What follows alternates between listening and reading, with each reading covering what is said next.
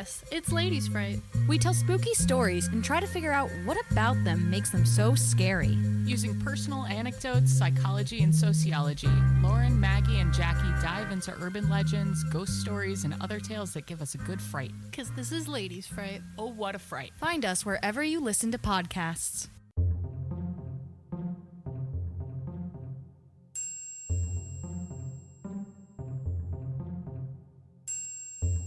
On this episode of Common Mystics, we discuss a tale of treachery and conflict at a time when cultures collided in the American Midwest. I'm Jennifer James. I'm Jill Stanley. We're psychics. We're sisters. We are common mystics. We find extraordinary stories in ordinary places, and today we have a story for you out of Sioux Falls, South Dakota. That's right, Jennifer. I'm really excited about this one. It's going to be short and sweet. I am. So we were in Sioux Falls. We were headed there from Nebraska, if you may recall. And can you set the intention for us? Yes. Like always, our intention was to find a verifiable story previously unknown to us, but most importantly, to give voice to the voiceless. That's right. So let's get right into it. Let's do it. Let's talk about our hits. Because we had some really good hits on this one, I thought. Do you think so? If you don't say so yourself, huh? If I don't say so myself. Okay, you go first. You want me to go first? Yeah. Okay. So we're skipping over you. That's going to be the last one you told me. Okay. When we were in Sioux Falls, at the falls, I was feeling a lot of galloping horses. A lot. Yeah. What were you feeling? Well, first, if you recall, we got out of the car and we were looking for a fort. I don't know why we were looking for a fort, but you and I were both like, there's got to be a fort here. That's true. We were both like, where's the fort? We were looking for a structure that we can be like, aha, there's a fort. There's the fort.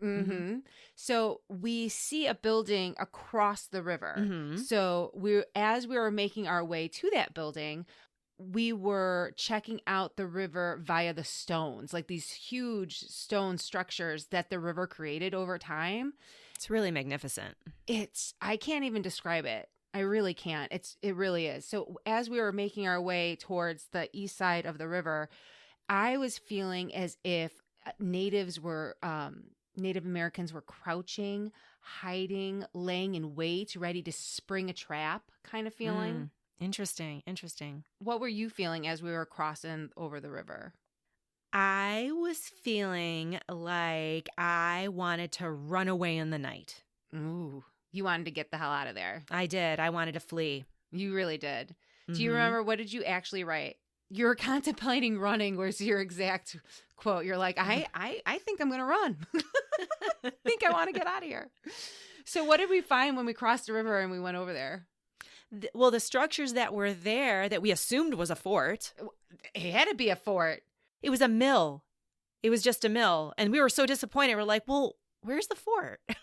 Exactly. Like you being in this place, it was like, no, there's a fort here. Like, right. Like that must be the fort. And then we went there and we're like, this is a mill. It was legit disappointing. Well, I mean, don't say that. It's a nice mill. You should all visit Sioux Falls, South Dakota and see the falls. They're really cool. The falls are amazing. And see the old mill. You're going to be disappointed if you think it's a fort. Just saying. But then we were convinced there was a fort in the city, right, Jill? Absolutely. So we get back into the car and we start driving around the city. So we go up, almost like we went the bluffs. Yeah, up the bluffs. And we discovered this lovely old Gothic looking cathedral, St. Joseph's Church. It was beautiful. And it's like daytime. It's like 10 in the morning. Right. And it is striking. There is like energy reverberating off of this huge building. Yeah. And it didn't feel like it was the energy that we were picking up on was consolidated to the structure, right? So we were like, this is haunted AF, but there's energy around it. So we were trying to drive up and down, trying to find the source of what we were picking up on. And all I kept thinking is, this place is haunted. There are dead people here, and I'm totally feeling them, and I don't know where they're coming from. Yeah, that's true. Yeah. And then we pretty much left confused because we never did find the fort. We never did find a fort. We don't know why. I don't even know why we were looking for a fort. But honestly, there you go. It made sense that a fort would be there. I don't know why. It did. So tell me a little bit about the city of Sioux Falls, South Dakota. Okay, so I'm going to start by saying that you and I are going to use the term Sioux and Dakota interchangeably. And we might throw in native once in a while. Yeah, exactly. And maybe Indian if we're quoting old sources. Which we're really sorry about. But the point is that the Sioux, as I understand it, and I am no scholar of Native American history, but the Sioux term, as I understand it, is more of an outside term of what other peoples and tribes called the Sioux people, and they themselves call themselves the Dakota. But also, I believe there are different types of Sioux peoples, and that is the extent of my knowledge. So just suffice to say, I'm using different terms interchangeably. Do you know what people were referring to when they called this group of people the Sioux? No, it's the Dakota is what I'm understanding from my work here. But what does Sioux mean? I believe it means enemy. So it's a derogatory term that we named everything in South Dakota? I guess that's one way to look at it. Okay, I just want to get a clear understanding. That's all. Okay. All right. Okay, so sorry. let's get into Sioux Falls, a little bit about the history of the area because it's pretty interesting. Sioux Falls is named for the Sioux tribe of people who lived in the area. The city itself is located right up against the waterfalls of the Big Sioux River. And it's right next to the downtown district. It's really pretty interesting. It's gorgeous. Yeah, and the falls today are a popular landmark and tourist attraction. But pioneers first staked their claims there on the banks of the Big Sioux River prior to the Civil War in around 1856. That's when Anglo-white pioneers were coming to the area, staking their claim, wanting to live there. Homesteaders continue to settle in Sioux Falls, and the population reached over 2,000 by 1880. The village of Sioux Falls was incorporated in 1876 and became a proper city in 1889. And by the turn of the century, Jill, they had more than 10,000 people there. It's a nice little growing city. It is. It's expanding. But tell me, because, I mean, I could be crazy, what about a fort? I know, right? We There has to cannot be a let fort. go of the... It just felt like there was a fort there, right? Right. Well, guess what? This is major, Jill, because there actually was a fort there. I knew it. There was. We were right. I know. I, like, for sure, I was about ready to build a fort there. According to South Dakota Public Broadcasting website, in May 1865, there was a Lieutenant Colonel John Patty and Captain Daniel Eicher, and they arrived at Sioux Falls leading troops from the 6th Iowa Cavalry. They established a fort at the falls at the Sioux River, Jill, just like we felt that it was there. Totally knew it. And there were fort buildings erected all near the falls. And there was actually an entire military reservation around the fort for about 70 square miles. So when we were like walking around the park and the area, that had been military ground. Wow. I know, right? We're pretty good. Wow. Mm-hmm. Well, that's quite the heavy presence, by the way, what you're describing. Like, it's not just a fort. You're describing a town. It seems like a town, yeah. It seems like an occupied, in air quotes, an occupied area. Well, yeah, according to this website from South Dakota Public Broadcasting, it was actually more like a village. And again, strategically placed on the west side of the Big Sioux River with the bluffs and the high grounds. Oh my gosh. I know, right? So there was a fort there, absolutely. And it was built, like I said, in 1865, May of 1865. Okay, but you said that people were settling the area prior to the Civil War in 1856. So why were they created this huge occupied area in Sioux Falls in 1865? Why were they doing that? It seems like they're a little late. I know, right? I had the same question. Okay. Spit some knowledge out at me. Because, Jill, the settlers and speculators who came to the area were experiencing some quote-unquote negative encounters with native peoples in the area. What does that mean? Were the natives like making them cry, stealing their corn and making them cry? They were hurting their feelings. They were calling their mom. They were doing bad, like, your mama jokes. Do your bad, your mama joke. I don't have any. Yes, you do. You had a good one. Yo, mama's so white. That's what they were saying. Yeah, no, those negative encounters were more violent in nature. They weren't just hurting each other's feelings. So that was an issue. So the fort didn't have anything to do with the Civil War at all, Jill. It had to do with a different war that we don't really talk about too much, called the Dakota Wars. I have no idea what you're talking about. Okay, we'll get to that in a second. Okay. My head is spinning. In 1862, a band of Sioux had an uprising, and the entire town of Sioux Falls was abandoned. And settlers and soldiers all relocated the entire settlement to a place called Yankton. Okay, stop. I know, right? Stop. Okay.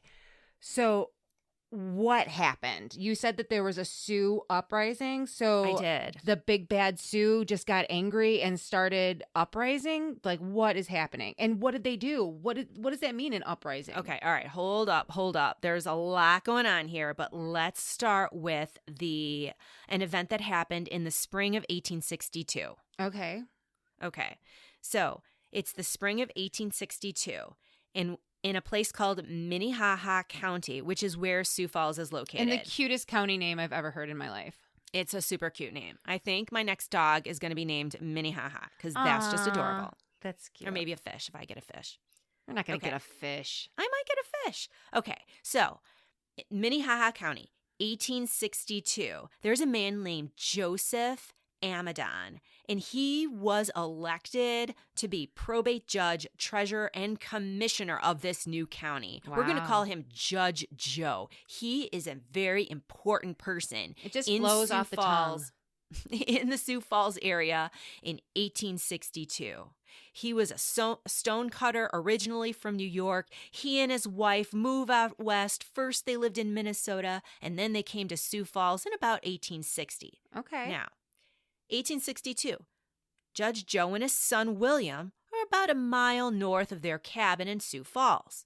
Okay. And they're haying on their homestead. Now, I'm not a farmer, but I imagine that haying means something like gathering hay. Or baling hay. I don't know, but apparently it's important farmer work, so we're just going to go with it. Mm-hmm. So they're haying, Jill, and that's important work. and at sundown, sundown comes, Jill, and Mrs. Judge Joe notices that William and her husband aren't home yet. And they're not the time to stay out late. So they it's are not like, the type to stay out late. Plus, there's nothing to do. There's well, they nothing. Could be moonshining. You don't know. You don't know, Judge Joe. Jill, don't make light of this. This is tragic. Okay. So they don't come home. So the wife, Mrs. Amadon, alerts the cavalry because basically it's the only force in town. Mm-hmm. Okay. Yeah. She alerts the cavalry and they go looking for them and they don't find them. But they do find the next morning both men's bodies. I know. And it was believed that while Judge Joe had been hanged the day before, his son encountered a hostile Sioux group that was scouting the area. And Judge Joe went to go look for his son. And when he saw the scouting party, he turned and fled and was shot in the back. Single bullet wound. The body of his son, William, was riddled with more than a dozen arrows. Okay. And that has come to be called the Amadon Affair of 1862. Okay. Wow. I know. That really sucks. I know. That would really suck.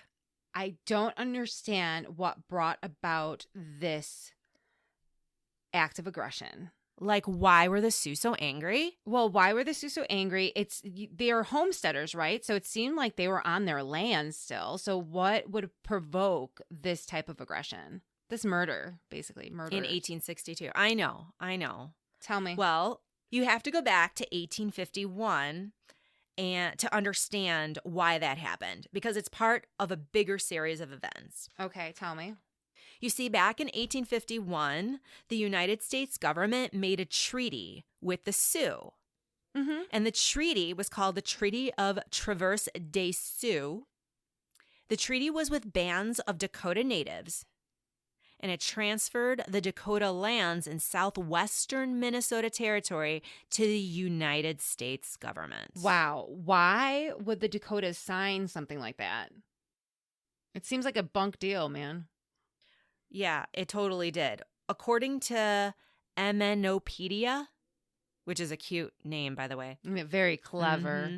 The Dakota were in a weak bargaining position at this time because they were like, well, if we don't sell our lands to the government of the United States, they're just going to take them and we're not going to get anything anyway. So we might as well sell them. Because that's what they've been doing over and over again in the East. Yeah, we had seen that. They had seen that happen certainly before. So this treaty did a few things. First, it ceded much of the southern and western portion of Minnesota to the United States for 7.5 cents an acre. So that's something. Is that good? I don't know. Well, I mean, I don't know. Do you want to check out how much that would be today per acre? I don't know. I mean, anyone can do low. that. Seems a little low to me, but go Does on. seem low. Second, the Dakota people retained a reservation of land 10 miles wide on each side of the Minnesota River. Okay, so they got some land on each side of the Minnesota River about 10 miles wide. Okay, so at least they got something. And then finally, and this is important, the treaty arranged for the payment to the Dakota people for the land that they ceded. Remember that 7.5 cents an acre? Yeah. So there was this whole system worked out, like how they were going to get that money. Yeah, because there has to be a system instead of just paying them, right? Like, did they not have the Cash App? Right. No Cash App. Instead of writing one check to the Dakota people signed United States, they were like, okay, we're going to give you some right now. And then some we're going to set aside for the construction of schools and other services that you're going to need. Just trust us. Trust us. You're going to need these You're going to need services. this. You can't spend it all at once. Fire department, police. You don't know. You don't know what happens out here. Right. And then the rest was going to be placed in an account that would be managed by the federal government. And from that account, the bands were to receive an annual interest payment in both cash and goods. Interesting. Now, if I recall, that kind of accounts system seemed a little fraudulent when we were researching the Osage in Oklahoma. It seemed a little shady. It did seem shady then, and it seems shady now. It seems like Daddy saying, you can't handle this money. I'm going to put it aside until you can show that you're responsible. When you show me that you're responsible, then you can get the rest of your money. When you want a church, when you want a fire department, then you can have your money. You'll thank me later. Okay. So the federal government makes the payments to the Dakota, right? So it's just, well, they get that money then, everything's fine. Was the plan on paper that they would give them the money. But here's the thing. So now years go by. 11 years pass, to be exact. Okay? And you know, when you start with a story, instead of just telling me what's going on, I know that some shit happened. Like, I know, I'm like bracing for the worst. So why are you so smart? I don't know. It's like I wrote this. Just like I wrote this outline. Okay. So you already know that many bands of the Dakota were displaced, right? So they were taken from the lands that they used to live on according to their culture, right? The lands they used to hunt on, the lands they used to live on. And they're hereditary, and like it's been generations of decades, millions. Yeah. All right, so many bands are displaced, and they reluctantly move to the reservations along the Minnesota River, like I told you. Now, there was Indian agents living in the area, and the Indian agents were white people who were like the go-between, you know, between the U.S. government and the native peoples. Indian agents actively encouraged them, well, why don't you become farmers now? Just give up this hunting. Just become farmers now.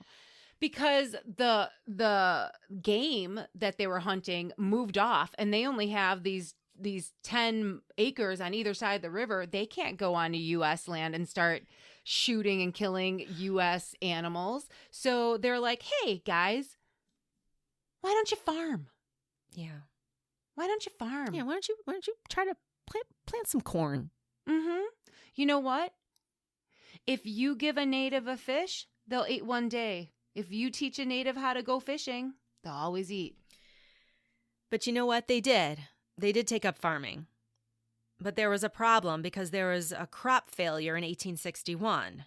Oh, God. And then following that, there was a harsh winter. And of course, there was poor hunting because you've crowded these people into a small area. Like you said, the game leaves. There's not a lot to hunt now. And so they start to starve and really suffer terrible hardship during 1861. It's like worst case scenario. Now, the summer of 1862 comes around and tensions rise even more because remember that money that the United States government was supposed to be giving the Dakota peoples per that treaty? 7.5 cents. Right. They were going to pay. Yeah. Yes, you got it. They were going to pay them in cash and goods. Well, 1862, the United States is fighting a war against the Confederacy. I remember that. And so they're not paying the natives the money that they said they were going to get. They're not giving them the goods. Oh my God. And the traders in the area aren't extending any credit to these Dakota peoples either. Because they're like, yeah, God. I know you don't have any money. And guess what? You're not getting any. We don't trust that you're going to get anything because the United States is embroiled in this war and nobody knows when it's going to be over. So yeah, no, screw your credit. You don't have any. So now you can't buy food. You can't hunt food. Your crops failed. And now And what? by the way, this isn't the first treaty that the United States decided not to pay out on. Good point. There were a couple others in succession to this. Right. So, on August 17th, 1862, 4 young Dakota hunters killed 5 Anglo-American settlers in Acton, Minnesota. And that night, a faction of Dakota decided to attack the Lower Sioux Agency the next morning in an effort to drive out all the settlers out of the entire Minnesota River Valley. So basically, They're ambitious. And they had enough. Enough is enough. And therefore, this is called the Dakota Wars, or the Sioux Uprising? The Sioux Uprising, right, of 1862. Oh my gosh. The Dakota warriors attacked and killed hundreds of settlers. The Dakotas, led by Chief Little Crow, also took hundreds of quote-unquote mixed blood and white hostages, almost all women and children. So this is an all-out war. And that's going on in Minnesota. Right. And how does this trickle to affect Judge Joe and his son in South Dakota, Sioux Falls? Good question. Because Judge Joe and William were believed to have been killed by a scouting party of Dakota people under orders from Chief Little Crow to drive settlers out as part of the Dakota War. So at this point, the Dakota people were like, we don't give a fuck. Like, we're driving you all out. At this point, it's either you or us, and we're dying. So it's like, come on, folks. Exactly. And they spread the word out. So now all the natives in the area are rising up and doing their part to drive out the pioneers and the settlers. Okay. Right. And the small group of Dakota people, of the hostile, warriors who killed Judge Joe and his son, were just scouting through the area. They were making their way through. Wow. When they found them. So really, Judge Joe and his son William were really in the wrong place at the wrong time. So what happened after the killing? What was the ramifications to the death of Judge Joe and his son William? Well, a few days after they were buried, the governor of the Dakota Territory called for all of the settlers in the Sioux Falls area to seek shelter at the territorial capital at Yankton. And so all of those settlers, all of the white settlers and soldiers together hastily set out in a wagon train before sundown. Basically, they escaped in the night. They fled under the cloak of darkness and left Sioux Falls, and it was abandoned for 3 years. Oh my God. They were scarred. Oh my God. That's a long time. That is a long time. It must have been like a ghost town. So how did it get to be Sioux Falls the way we know it today? Well, in 1865, Fort Dakota was built. Ah! And by building the fort, We just went full circle. right, by building the fort, they were able to protect now the white settlers who moved back into the area, protect them from the native Dakota people. And that's why the fort was so substantial that felt like an occupying force, and it was really a little town. Right. They were flexing. They were flexing their muscles. Now today, in the city of Sioux Falls, there stands a Pioneer Memorial Obelisk and the Amadon Affair Historical Marker, which was erected in 1949 by the Minnehaha County Historical Society, which also placed a block at the base in 2007, which was etched with a short memorial to the early pioneers and the struggles they endured. Okay, Jennifer. Before we get into the voice list, tell me, how do we know that this is our story? My goodness. When I was in Sioux Falls and I was sensing galloping horses, it was the cavalry and the Sioux warriors. There were That's a horses great image. all through there. I know. Crazy. The falls, Yeah. when we were at the falls, like we were immediately, like we got out of the car and we were looking for a fort. I know, right? That is And we were just like crazy to me. standing where the fort was. And we didn't even question, was there a fort here? We were looking for the fort. Exactly. We assumed there was Exactly. there because it just felt like a fort was there. And we were right, there was a fort there. And it was actually pivotal in Sioux Falls because there wouldn't be a city established there if not for the fort. That's amazing. I know. It feels cheap to say, but the natives sneaking up on the settlers, I mean, self-explanatory. Right. It happened that way. And them crouching in the rocks, like you said. Oh my God, stop it. It's a really cool image. This is my favorite. Talk to me. You contemplating running in the night. I know. I You cannot contemplate believe that I running. wrote that down in my notebook. You legit wrote that down in your notebook. I am legit. Yes, you are. And what I didn't mention before, Jennifer, we were in Sioux Falls. This was the very end of our road trip. And we were contemplating, really, really deciding what to do next. And we wanted to go to Minnesota. We did. We were called to Minnesota. You said there is a story in Minnesota. You said that. And we looked at our phones and we pulled out the map app and I pointed to the southwestern corner. We're like, we're going to hit that on the way home. And as we were driving home, we realized that we were going to kill each other if we were going to be in the car any longer than necessary. And so Minnesota wasn't going to happen. I thought our sister time was delightful. I really enjoyed it. It was time. So It was time. I could have spent another week in that car with you. Oh, please. Please. That is legit. We knew there was a story in Minnesota and we decided, yeah, we can't do it this time. We can't do it. We literally, it was like, blah, blah, blah, blah. We were just done. But wait, you forgot something really, really important in Sioux Falls. And that is my God. the church. St. Joseph Church. We were This is so nuts. creeped out. We were so creeped out. That place was haunted AF. We were walking around like, oh my gosh, what is here? It was reverberating. I'm not kidding. The energy coming off of that area, that landmark. And like I said, it wasn't contained to just the church. It felt like we were walking through like a haunted area. And as it turns out, the research suggests that Judge Joe and his son William are buried near where that church is on that street, like around there. No. Swear. Unmarked graves somewhere around there. So what we're trying to figure out, like, why do we feel haunted? Why is this so creepy? It's just a church. We've been to church. like that's why. Wow. This is legit our story. Oh, 100%. 100%. So who's our voiceless? I was going to ask you. No, I asked you first.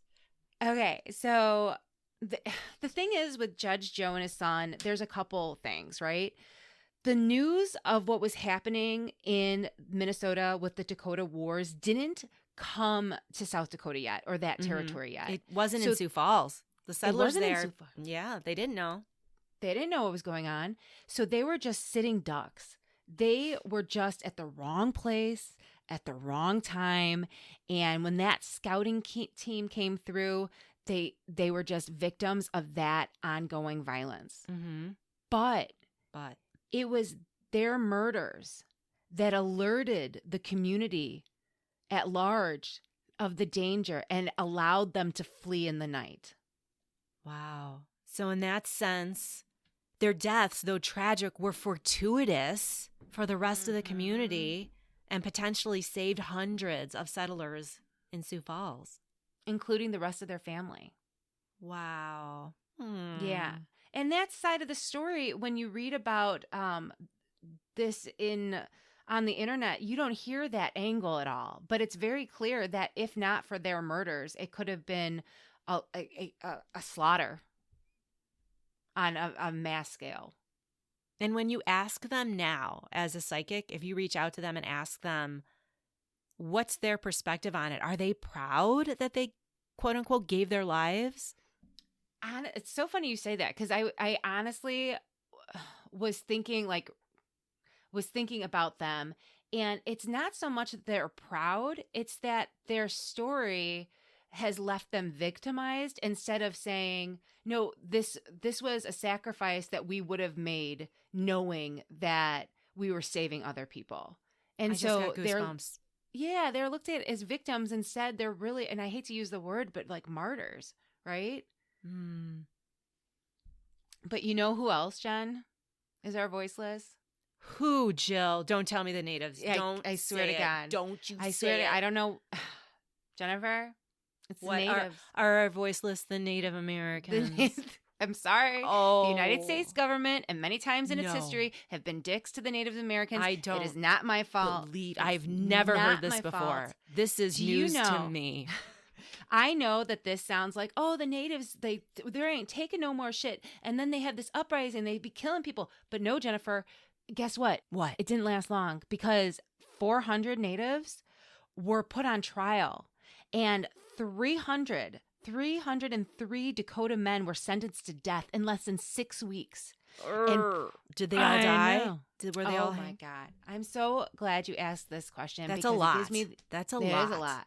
It gives me the opportunity to tell you that your president, Abraham Lincoln, reviewed all the convictions. I love Abraham Lincoln. Talk about a lot. That man had a lot on his plate, because this is during the Civil War. He read every single one. He read all the convictions, and I believe he did too. And he only approved the death sentence of 38 of those men. So on December 26, 1862, 38 Dakota men were hanged in Mankato, Minnesota.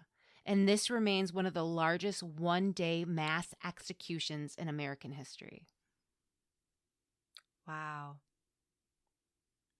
So yeah, the natives. Okay, I am going to say something. I know I was joking a little earlier about this, but of course the natives need a voice here. I'm going to say that in Sioux Falls, there's an obelisk and different memorials to early Anglo-American pioneers and the quote-unquote pioneering spirit, the bravery, the courage, you know, the fortitude that it took to tenacity. Settle this wild, untamed, quote unquote, uncivilized land and start a new community. And that is part of the story. But the other part of the story is the Native peoples who lived there and the Native peoples that signed treaties that the government didn't follow through with, didn't pay, the natives who starved, the natives who were really pushed to the brink of extinction in this area. And they don't have a memorial and they don't have an obelisk and there's nothing there commemorating them. And their story is as much American as the pioneering story. And I just want to suggest to Sioux Falls that maybe you erect something to the natives who were there first, to those Sioux or Dakota people. Are there other examples of that type of balance that you can recall? Yeah, like if you go to Little Bighorn in Montana, where Custer had his last stand, General Custer, remember? He's delicious. You have two memorials side by side, one for Custer's cavalry that fell during that altercation, but also another to the Native peoples, and they're side by side. And then you have the Crazy Horse Memorial that's also, I believe, in Montana. So there are different places in the United States where people are doing this, and they're trying to tell a more balanced narrative.